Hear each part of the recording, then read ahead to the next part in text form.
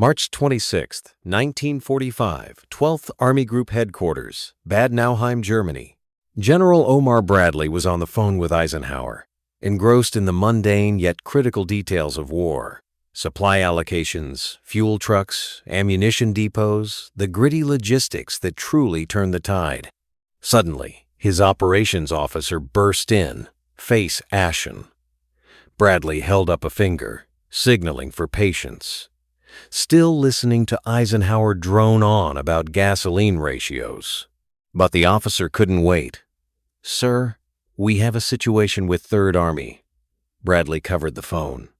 "Not now." "Sir, it's urgent." "How urgent?" "General Patton urgent, sir." Bradley closed his eyes, a weary sigh escaping him. "Of course it is. Ike, I need to call you back." He hung up before Eisenhower could respond. What did George do now? The operations officer placed a radio message on Bradley's desk. Third Army reports their forward elements have reached Aschaffenburg. Bradley stared at the message, then rose, walked to the wall map, and traced Third Army's last known position with his finger. Frankfurt. They were in Frankfurt yesterday. He moved his finger east to Aschaffenburg. 60 miles. When did this message arrive? 15 minutes ago, sir. It's time. Stamped this morning. Bradley did the math. If they reached Aschaffenburg this morning and they were in Frankfurt yesterday evening, they advanced 60 miles overnight. Yes, sir. 60 miles. In one night. Yes, sir. Bradley sat down slowly. That's impossible. Apparently not, sir. For a long moment, Bradley just stared at the map. Third Army was now a blue arrow extending deep into Germany, alone, 60 miles ahead of First Army, 80 miles ahead of Ninth Army, completely unsupported. Where are their flanks? The operations officer hesitated. Exposed, sir. How exposed? Completely exposed, sir. They're in a salient. One German counterattack could cut them off entirely. Bradley pinched the bridge of his nose. Get me Patton. We're trying, sir. Third Army communications are stretched. Stretched? They've advanced so fast that their radio equipment can't maintain reliable contact with headquarters. We're working through relays. Bradley let out a humorless laugh. Of course they are. George is moving faster than radio waves. 20 minutes later, the phone rang. Bradley snatched it up. George? Brad? Patton's voice was cheerful. Did you get my position report? I got it. You're in Aschaffenburg. That's right. You were in Frankfurt yesterday. Also correct. Bradley took a breath. George, that's 60 miles. 63, actually. I measured it on the map. You can't advance 60 miles in one day. Why not? Why not? George, there are German divisions between Frankfurt and Aschaffenburg. Patton corrected. Past tense. They retreated, I pursued. And now I'm in Aschaffenburg, and they're somewhere else, probably running toward Berlin. Bradley could feel a headache forming. George, doctrine says after a breakthrough, you consolidate your position before advancing. Doctrine also said the Rhine was impregnable. I crossed it with some boats and a band of angry Missourians. Maybe doctrine isn't always right. George, Brad, listen to me. I know you're worried. I know this looks reckless, but I can feel it. The Germans are beaten, not just tactically, psychologically. They've lost the will to fight. If I stop now to consolidate, I give them time to recover, time to organize new defensive lines. But if I keep pushing, keep the pressure on, they'll collapse completely. Bradley was quiet for a moment. The terrible thing was, Patton might be right. Where are you planning to go next? Würzburg, then Nuremberg, then we'll see. Maybe Prague, maybe Austria. Wherever Germans need killing, that's where I'm going. George, I can't authorize you to advance wherever you want. Then don't authorize it, Patton said.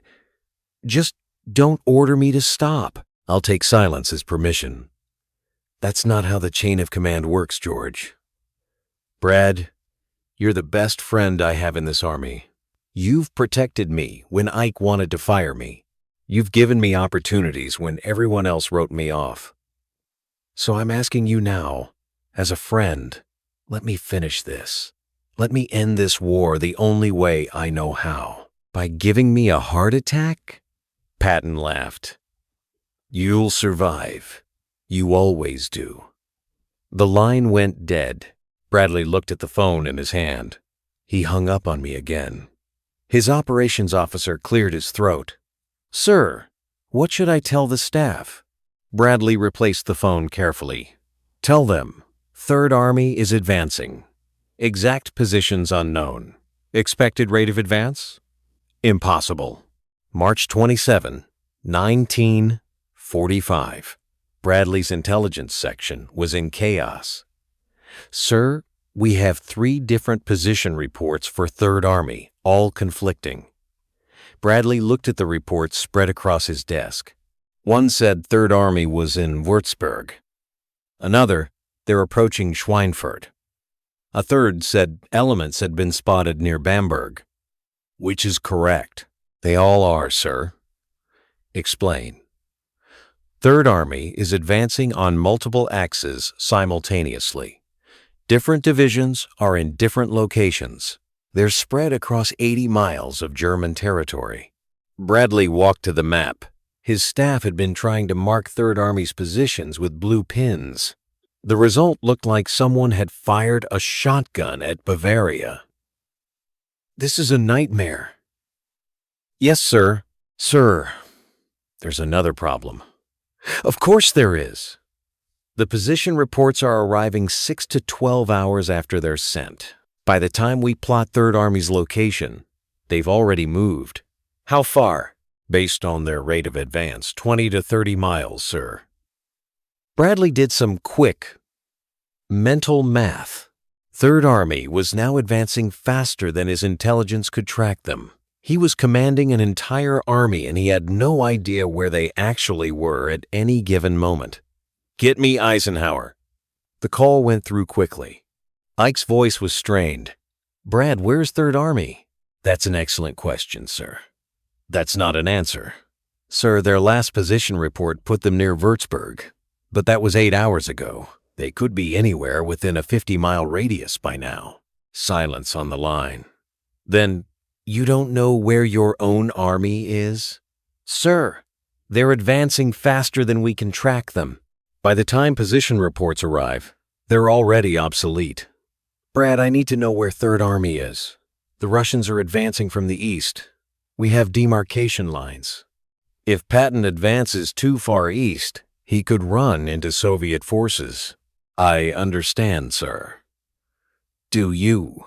Because right now it sounds like you have an entire army operating completely independently because they're moving too fast to control. Bradley didn't have a good response to that, because it was true. I'll get current positions, sir. Do that. And Brad, tell George to slow down. I'll try. That's not a yes. It's the best I can offer. After hanging up, Bradley called 3rd Army headquarters. He reached General Hobart Gay, Patton's chief of staff. Gay, where is 3rd Army? Elements are approaching Würzburg. Other elements are pushing towards Bayreuth. Some units are securing our southern flank near Schweinfurt. Bradley marked all 3 locations. They formed a triangle covering 80 miles. Where's Patton? There was a pause. We're not entirely sure, sir. You don't know where your commanding general is? Sir, General Patton is conducting forward reconnaissance. He does that frequently. He'll check in when he's ready. When did he last check in? This morning, sir. He was in Aschaffenburg. That was 8 hours ago. Yes, sir. So he could be anywhere. That's accurate, sir. Bradley hung up and turned to his operations officer. Start a list. Sir, things General Patton has done that should be impossible. 1. Advance 60 miles in one day. 2. became impossible to locate. Add to it as needed.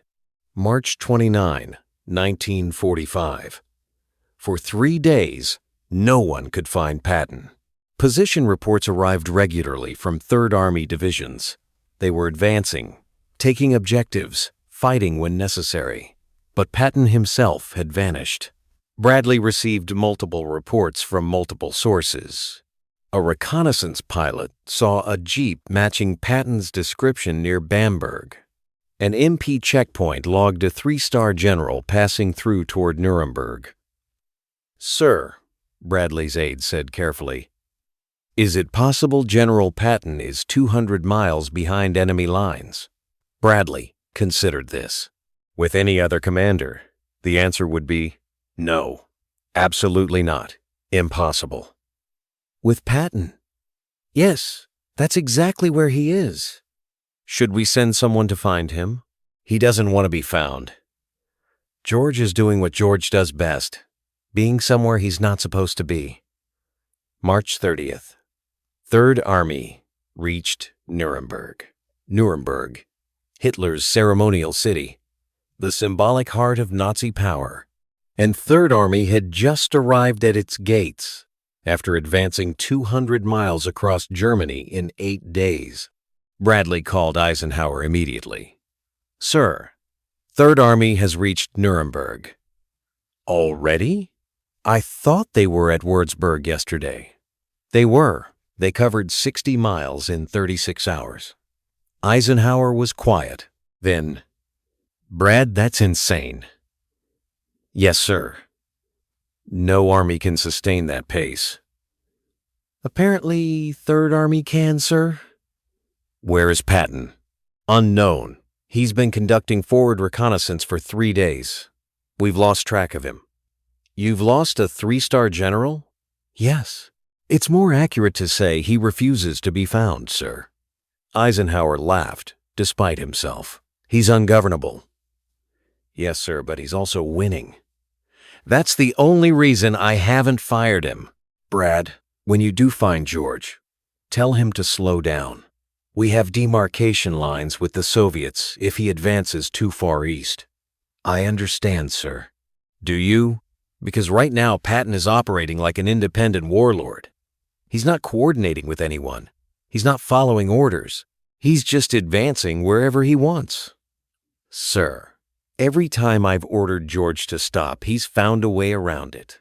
He'll say he's consolidating forward positions or eliminating pockets of resistance, technically not disobeying, but still advancing. Then be less technical. Tell him explicitly, 'Stop.' I will, sir, if I can find him."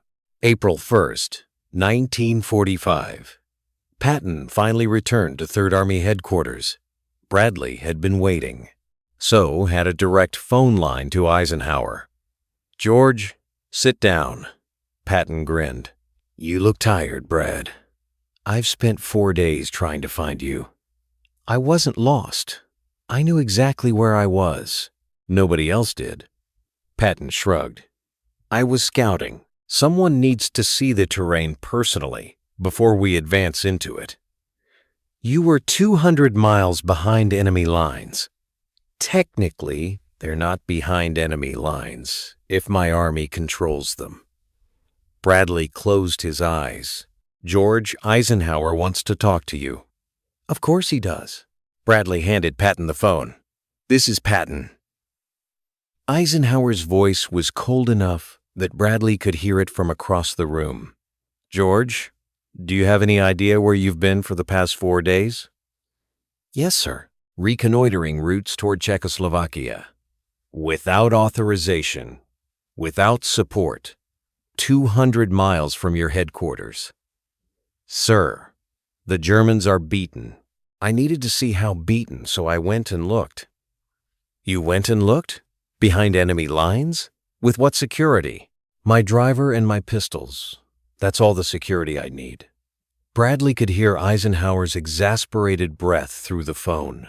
"George, you can't just drive around Germany like you're on a sightseeing tour." "Why not?" "The Germans are running away. They're not counterattacking. Sir, I've been doing this for 3 years. I know when an enemy is finished.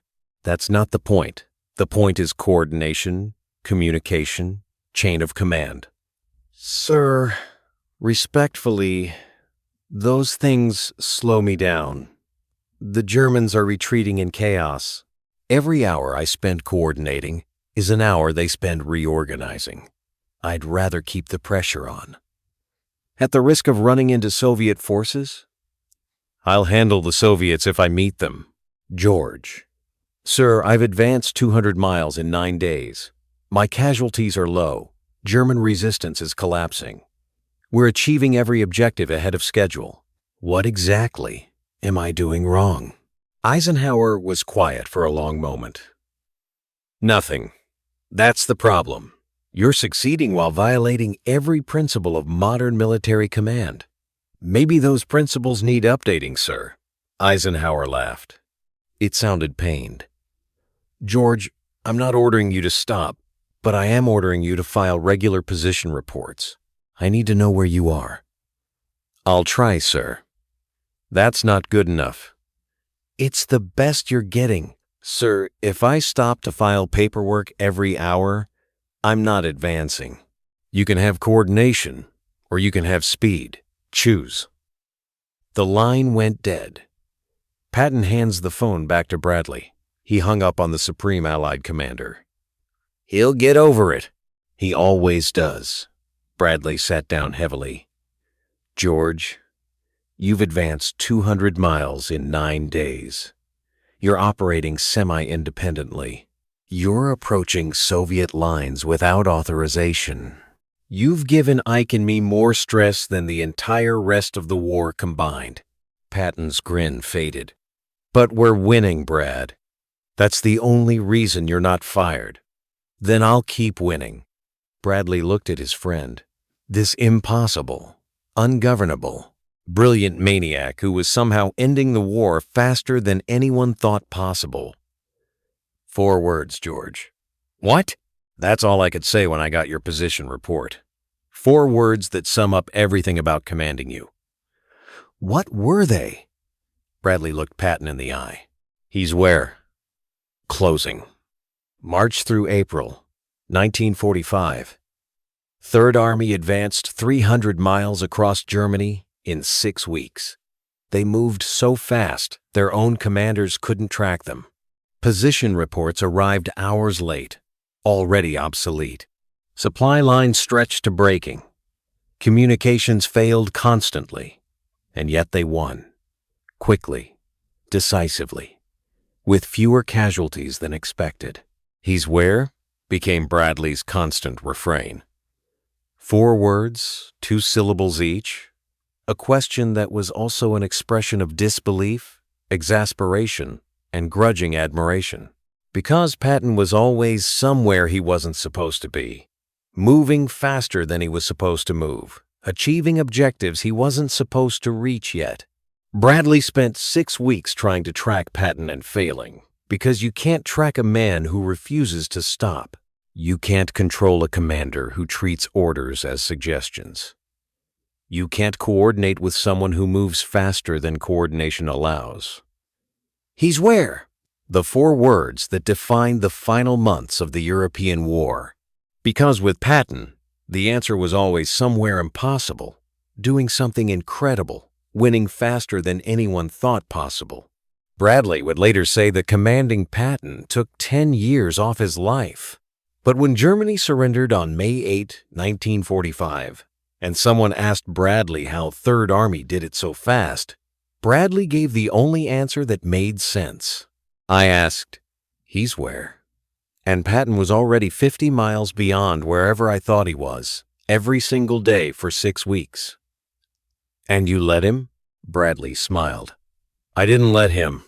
Nobody lets Patton do anything. You just hold on and try not to die of a heart attack before he wins the war.